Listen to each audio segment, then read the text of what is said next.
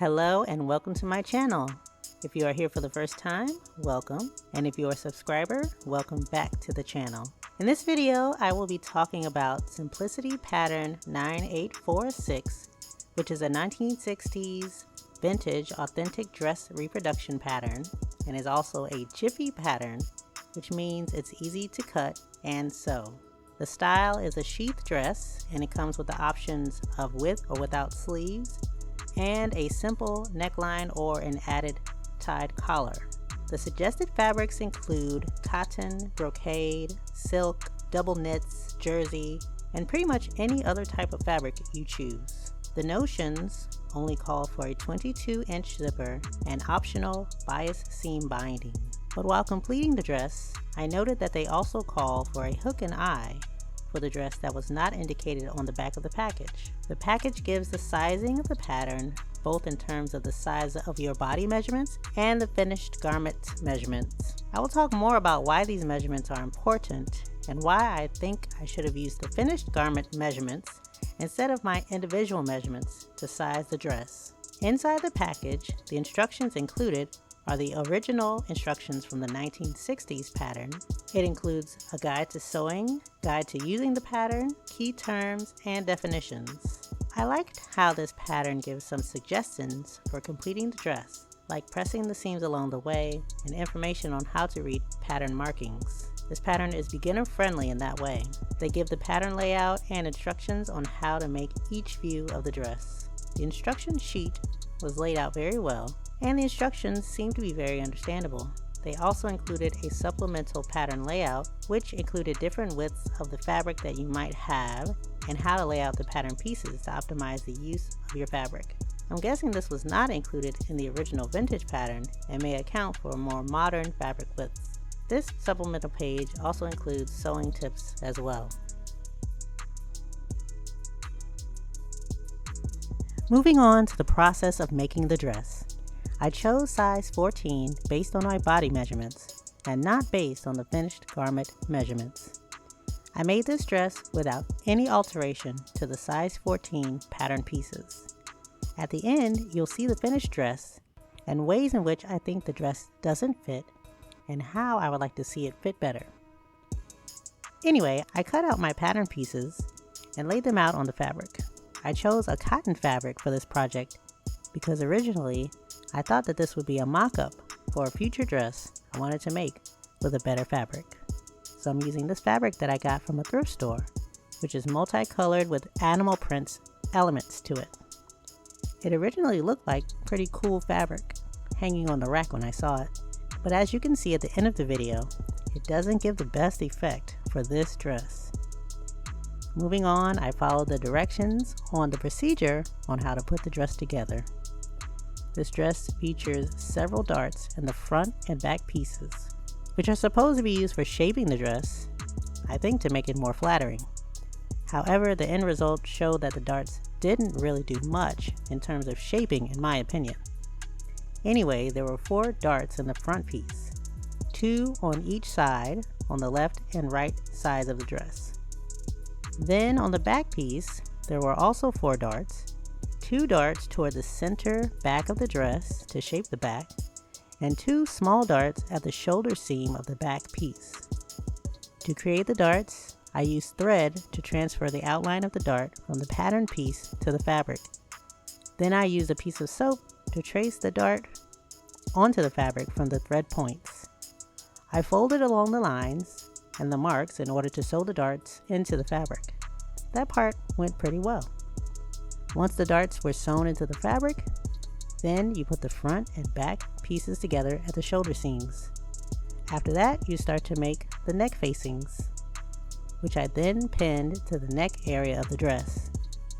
The instructions did call for stay stitching around some of the pattern pieces, but I decided to skip that part, and I don't think it made much of a difference in the end. Putting in the back zipper was easy as well. I placed a regular zipper under the open seam in the back and pinned so that the seam opening met in the middle of the zipper teeth. Then I used a zipper foot to sew both sides of the zipper onto the dress. Although the pattern didn't call for a hook and eye on the outside of the package in the notions section, the instructions called for a hook and eye to be located at the top of the zipper. Luckily, I had those on hand. Maybe back in the 60s, those were expected to be on hand as well. After that, things went smoothly. I attached the arm facings to the armhole area, similar to the neck facing, then attached back and front sides together at the side seams.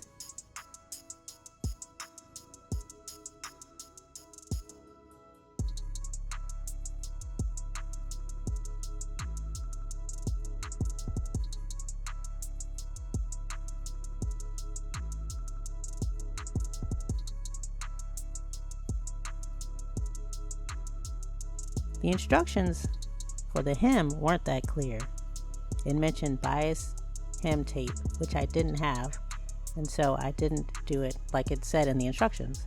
I did a simple hem by sewing a straight line stitch 5/8 inch from the bottom of the dress, then folding and pressing along that line, and then folding under to the line and pressing to hem the dress.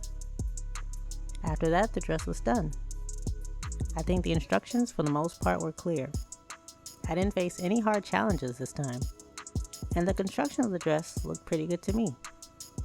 The darts came out well, the facings were fine for the most part, although I probably should tack down more parts of the facing so they don't stick out when I'm wearing it. And the zipper looks really good.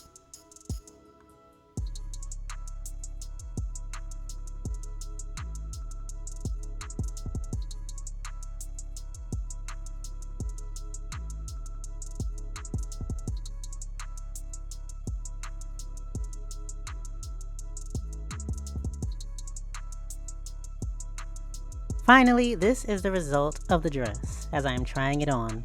Again, I picked size 14 to match the measurements of my body to the measurements of that size on the garment.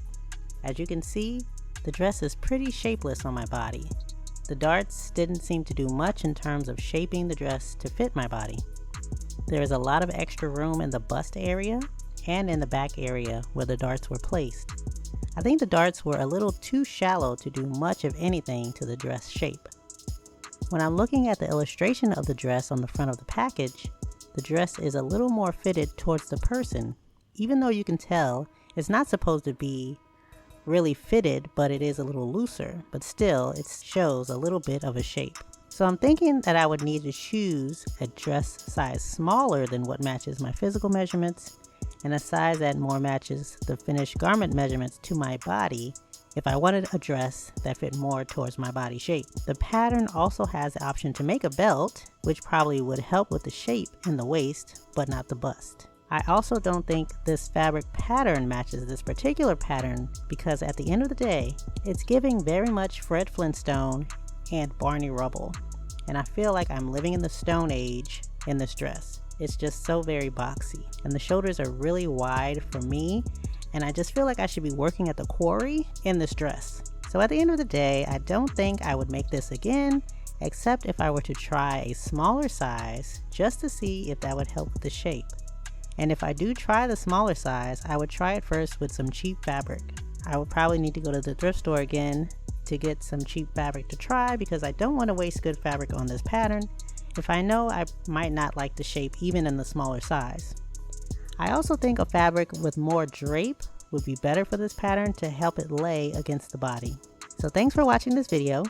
If you like this content, please like and subscribe to this channel and let me know if you've tried this pattern and what you think of it. Thanks for watching.